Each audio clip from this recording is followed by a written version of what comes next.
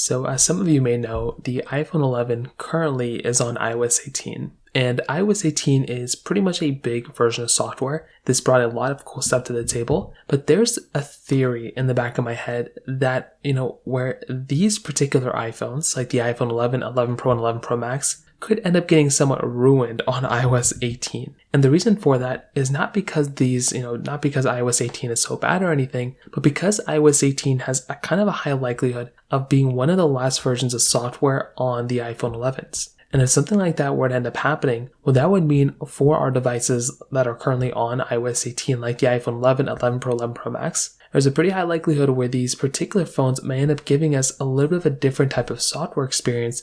And if these iPhones end on iPhone and on iOS 18, that means these devices are also going to end off on that version of software as well, which may not be the best thing ever. So this is by far one of the biggest things to keep in mind here, because if you're going to go through and get an iPhone on this version of software, you probably don't want it to end off on this particular version of software on iOS 18. You probably want it to last at least until iOS 19, where we can kind of work out throughout all these like AI features for the most part. Now within iOS 18, there's a lot of cool stuff. There's a lot of like little things that were added here and there. But the biggest thing in the back of my head that kind of throws me off a little bit is the focus of Apple Intelligence. I kind of have a feeling, and I don't know why, but I have a feeling that within iOS 18, because Apple released Apple Intelligence, because this is such like a big feature that Apple really hyped up that they really want to get right, I feel like Apple's going to really focus in as much as they can into basically going through and making iOS 18 an AI featured software with Apple Intelligence on the forefront. And the problem is that